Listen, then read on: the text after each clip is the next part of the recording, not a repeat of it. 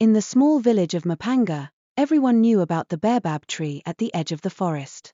It was older than anyone could remember, with roots that seemed to claw into the earth and branches that stretched toward the sky like a giant's fingers. Elders told stories about how the tree had been there since the beginning of time. It had watched kings rise and fall, rivers change their paths, and the skies light up with stars. Some said the tree had a spirit inside it, a wise, ancient one.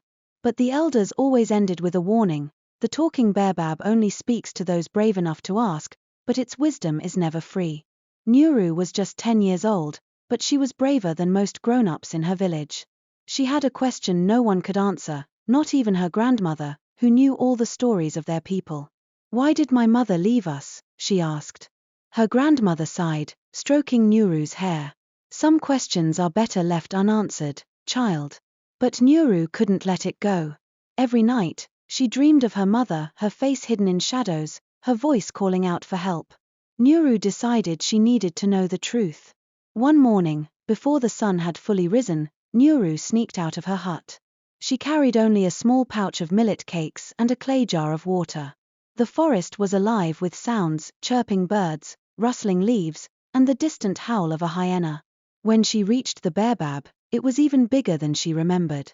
Its trunk was wide enough to fit 10 people standing shoulder to shoulder. The air around it felt strange, like the moment before a storm. Nuru placed her hand on the bark. "I need to know something," she said softly. For a moment, there was silence. Then a deep, groaning sound came from the tree. "You have found me, little one," the tree said. "What do you seek?" Nuru's heart pounded. "I want to know why my mother left," she said. The baobab's voice was slow, like honey dripping from a spoon. "Ah, the truth you seek is buried deep. But if I tell you, you must give me something in return." "What do you want?" Nuru asked, clutching her pouch tightly. "Not food, not water," the tree said. "I want a memory, your happiest one." Nuru hesitated. Her happiest memory was the day her mother sang her a lullaby, rocking her to sleep under the stars. If she gave it away, would she ever feel that warmth again? But she needed answers. "Okay," she whispered. The tree's hollow seemed to glow faintly. "Very well. Come closer." As Nuru leaned in, the tree began to whisper. It told her of an old curse placed on her family, a promise made long ago that had forced her mother to leave to protect her. Her mother had been trying to break the curse but had disappeared before she could return. Nuru felt tears streaming down her face. She finally understood, but the price she had paid was heavy.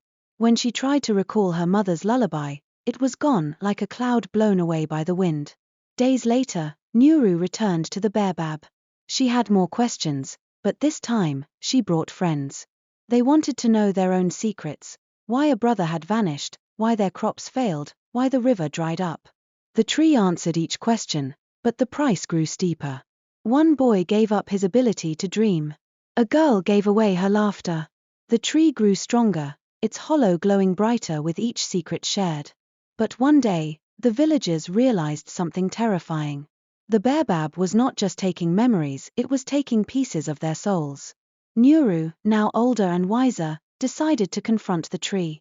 "You've taken enough from us," she said. The baobab laughed, its voice echoing through the forest. "I only take what you offer freely. You humans are the greedy ones, always wanting answers but never willing to live with questions. But you trick us," Nuru shouted. The tree's branches swayed like giant arms. "Perhaps. But the truth always has a price, child." In the end, the villagers stopped visiting the baobab. They learned to live with their questions, finding comfort in stories and each other. The tree, now silent, stood as a reminder of the dangers of seeking answers at any cost. And Nuru? She grew into a wise woman, telling her children and grandchildren about the talking baobab and its powerful secrets. She warned them, just as the elders once warned her: some truths are better left untold.